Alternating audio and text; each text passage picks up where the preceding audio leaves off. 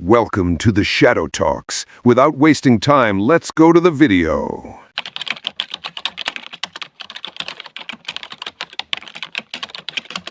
What truly hides in the shadows after the sun sets? We all grew up thinking our local park was a safe, happy place. But tonight, I'm going to expose the 3 most chilling truths about what waits in those dark corners.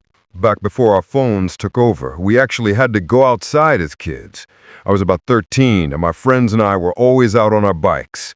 This park seemed perfect because it was surrounded by woods, meaning no neighbors could watch us. One Saturday night, my friends Tony, Rob, and I were hanging out on the elevated playground. Then Tony stopped us, asking, "Shh, did you hear that?" He swore he heard a thump that wasn't us. A few minutes later, we all heard it, a thud coming from the playground itself. But the moment we heard the voice, we knew this was not a normal kids' game. We settled back down until we heard yet another sound, but this time it was far more unsettling. The sound of a child's voice coming from inside the twisting metal slide. What was it? And why did it call out, "Hello"? We genuinely freaked out when we heard that voice. I went over and asked, "Is someone in there?" And the child's voice, sounding like a toddler, said back, "Hello." I quickly climbed in and slid down, expecting to find a little kid stuck inside.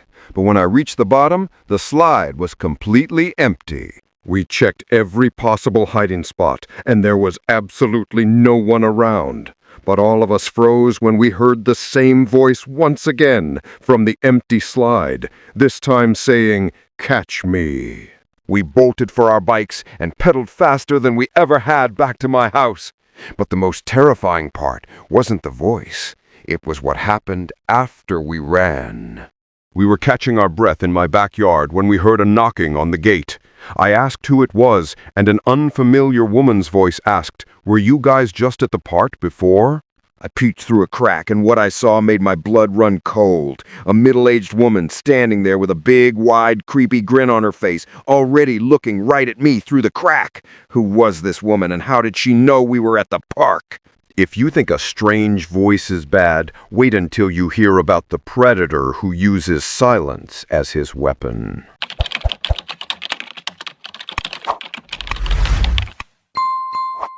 That unsettling encounter taught us the first chilling truth, that some people watch you and wait, even when you think you're alone.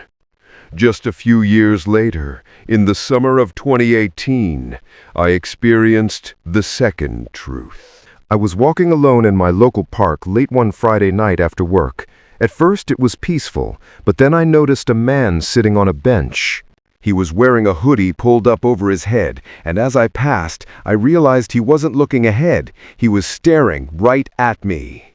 I picked up my pace, but then I heard footsteps behind me, matching my rhythm exactly. He wasn't jogging. He was matching my pace exactly, a dark figure using the shadows to hunt. When I turned onto a side path to escape, I saw the man from the bench had stood up and was walking the same way. I broke into a light jog, and he did the exact same thing, keeping the same distance behind me. My mind raced. Was he dangerous? I sprinted for the street exit, my heart pounding. When I reached the street, I finally looked back. The man had stopped right at the edge of the park, standing in the shadows, just watching me. I thought it was just a creepy guy, but a few nights later, I went back to the same park during the day. I found the bench where he had been sitting, and someone had scratched a mysterious message into the wood. What did he scratch into the bench? I snapped a picture and walked away quickly, but the terror followed me home. 2 weeks later, I was jogging on the main street past the park when I saw a figure standing just inside the tree line. It was the same height and build, the hood was up, and he was just watching. Did he know I was coming? And what did this terrifying pattern reveal about the dangers lurking in plain sight? All of that pales in comparison to what happened when a group of 6 friends stumbled into a late-night chase that felt like a trap.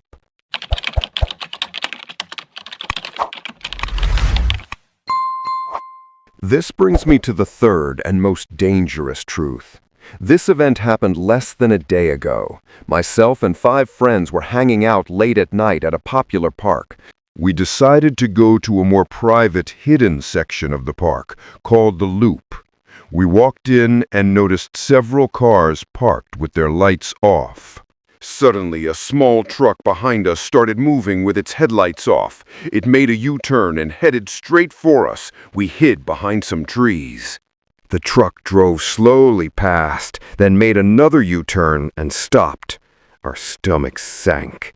Then, one of my friends made the mistake of lighting a Roman candle. The truck instantly turned its headlights on and started slowly driving toward us. We ran further into the woods. The truck didn't stop. It drove right over the curb, through the grass and toward us, honking its horn and turning on the high beams. Why were they so furious about a simple sparkler? We began hearing voices from the truck and then saw more pairs of headlights turn on from the loop. Suddenly, 2 men stepped out of the truck and ran down into the woods with flashlights.